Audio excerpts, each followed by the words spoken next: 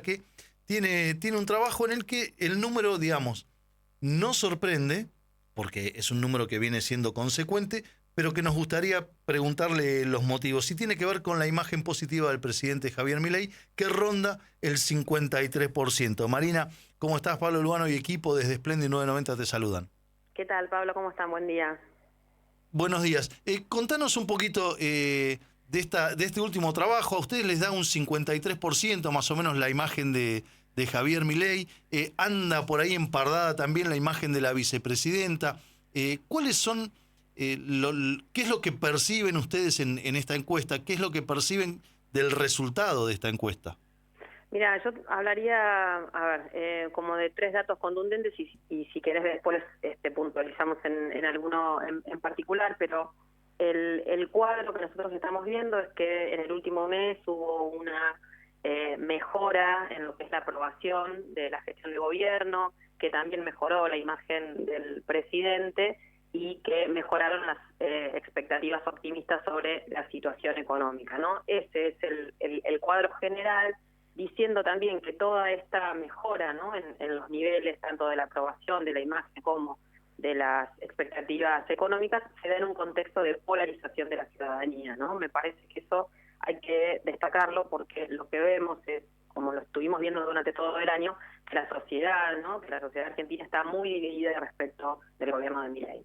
Ujú. ¿Y cuál crees que es el factor condicionante para la sociedad Ujú. en cuanto a la devolución, digamos, a la imagen de alguna de las figuras públicas? O sea, ¿qué es lo que más ponderan? Hay gente que admite no estar pasándola bien, pero que sin embargo sigue apoyando y volvería a votar un gobierno de Javier Milei. Bueno, definitivamente que esta relativa estabilidad económica y el control, ¿no es cierto?, del tipo de cambio, es decir, la quietud que tiene hoy el dólar, son sin dudas promotores de expectativas positivas, ¿no?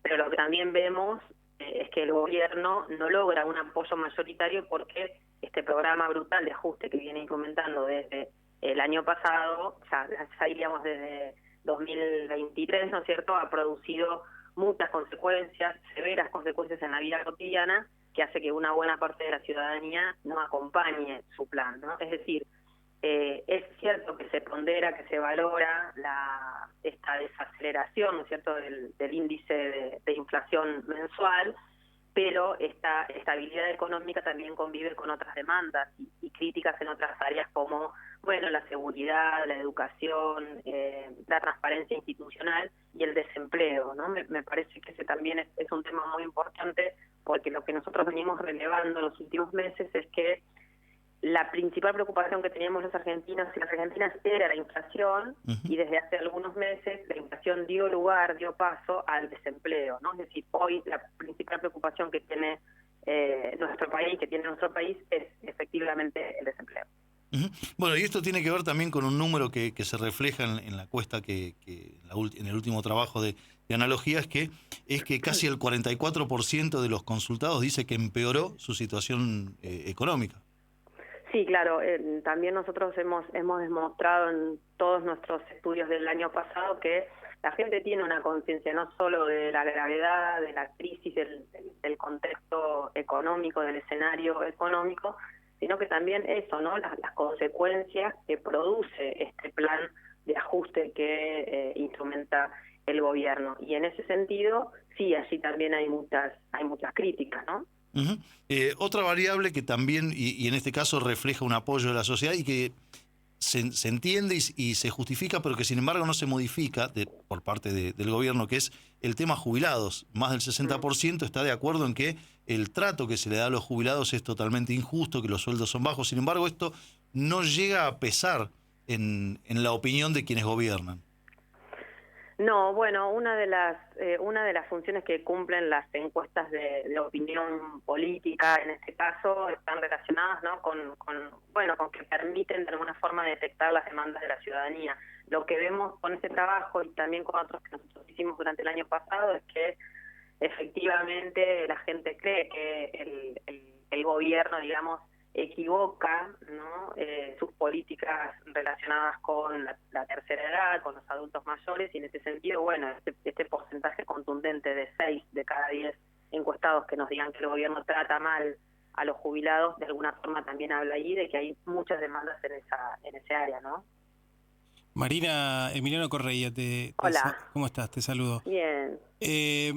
La duda que a mí me surge es por qué, habiendo o reconociendo el ajuste y el nivel de crisis económica existente, aún así el presidente mantiene los índices de imagen positiva que tiene. Si más allá de la ponderación, por ejemplo, en el aspecto de la baja de la inflación y la estabilización económica o macroeconómica, ¿por qué razón, a pesar de ese reconocimiento que surge en la encuesta, de esta crisis económica, de este ajuste, incluso del destrato a los jubilados, aún con eso sigue habiendo una intención alta de imagen positiva de Milei y con probabilidades de poder volver a votarlo, digamos? ¿Qué es lo que explica esta situación aparentemente contradictoria?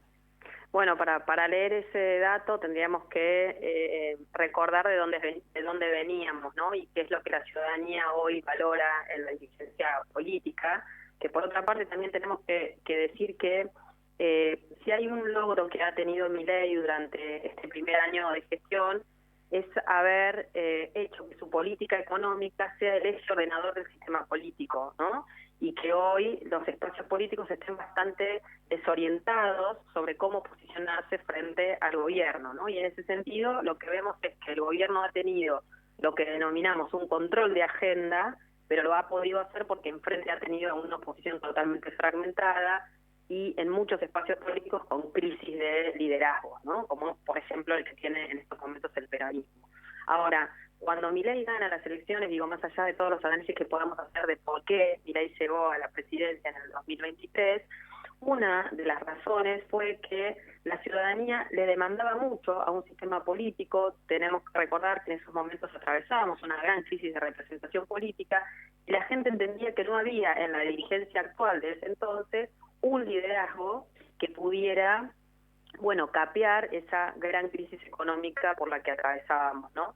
En ese sentido, Milei vino a proponer con un discurso disruptivo, también pensando que él era un outsider, ¿no es cierto?, de la política. Bueno, con sus ideas económicas se posicionó, convenció a una ciudadanía que, insisto, no veía en ese entonces liderazgos políticos que pudieran superar la crisis. Entonces, lo que vemos ahora es que lo que ha hecho este gobierno en términos económicos fue ordenar un poco esa macroeconomía que estaba muy desordenada. La gente le da crédito al gobierno en el sentido de que ha podido, ¿no?, lograr esta relativa estabilidad económica y ve en Milei un atributo de liderazgo político, podríamos decir, ¿no? Ahora bien, lo que digo es, todo esto, insisto, en un contexto de polarización donde la ciudadanía todavía está muy dividida sobre Milei. Es decir, hay una parte de la ciudadanía que apoya la política económica de Milei y otra parte que no. Marina, Gabriela Cabanillas te saluda. Hola. Hola, ¿cómo estás? Bien. Respecto de la oposición, ¿no? ¿Qué lectura se puede hacer con, por ejemplo, el caso de Kicillof, el caso de Cristina? ¿Qué lectura corresponde a estos números de Milei? Y por otro lado, vemos una oposición que tiene que ver con partidos políticos. No hay ningún tipo de dirigente fuera de esos partidos que aparezca del lado opositor, ¿no? Como fue él en su momento. Sí, es lo que decía, ¿no? Esto nos habla de, digamos, esa crisis de representación que se activó en 2021, ¿no? Que permitió la llegada a la representación política de la Libertad Avanza, de la derecha radicalizada, podríamos decir, que continuó, por supuesto, en las elecciones presidenciales del año 2023 y que continúa, ¿no? Porque lo que estamos viendo en estos momentos es lo que yo decía, una oposición totalmente fragmentada, con los grandes espacios políticos como el peronismo, el radicalismo, el propio PRO, sufriendo sus internas. Coincido en que todavía no vemos en el espacio opositor una figura descollante, ¿no es cierto?, que pueda hacerle frente a la figura de Milei, Y lo que tenemos que ver durante estos próximos meses de cara, ¿no?, al escenario electoral que va a llegar en breve, va a ser precisamente cómo esos espacios políticos se van a reordenar en función de la elección legislativa. El peso fuerte lo tiene el peronismo, porque cuando hacemos preguntas relacionadas con quién cree usted que hoy es el opositor en Argentina, el peronismo aparece como principal respuesta, ¿no? Entonces, claro que el peronismo tiene una mayor responsabilidad, ¿no es cierto?, en lo que es la representación política de una parte de la ciudadanía que, insisto, no se siente representada por este gobierno, pero que tampoco ve alternativas, ¿no? Entonces, bueno, ahí tendremos que ver cómo se va a ordenar fundamentalmente esa interna fuerte que hay hoy en el peronismo, que tiene a la expresidenta y al gobernador de Buenos Aires como principales figuras. Marina, en ese contexto que nos estás contando, en esa mitad y mitad, por llamarlo de alguna manera, y lo que se le exige al peronismo, nombraste a Cristina Fernández de Kirchner, nombraste a Axel Kicillof. ¿Hay alguna otra figura emergente o ven ustedes alguna otra figura que empiece a ser mencionada al menos cada tanto por la sociedad referente o que pueda llegar a ser referente del justicialismo? No, la verdad es que cuando hacemos también alguna pregunta relacionada con los referentes del peronismo, claramente en primer lugar aparece la expresidenta y después sigue Axel Kicillof, ¿no? Entonces, digo, es la parte, el kirchnerismo, que es la parte más dinámica, digamos, del peronismo, es en estos momentos quien tiene la mayor responsabilidad, ¿no?, para lograr, bueno, eso, conseguir la representación de una parte importante de la ciudadanía que no encuentra representación en los otros espacios, ¿no? Entonces vemos que entre esas dos figuras, bueno, tiene que aparecer algo. Hablamos a nivel nacional, hablamos en el plano provincial. Ahora, ¿qué pasa en la ciudad de Buenos Aires? Donde la puja es distinta, donde el reparto de poder es diferente y donde hay una gestión que parece ser una continuidad, pero que está intentando poner una impronta propia. Y si ustedes ven desde los números que eso se está logrando.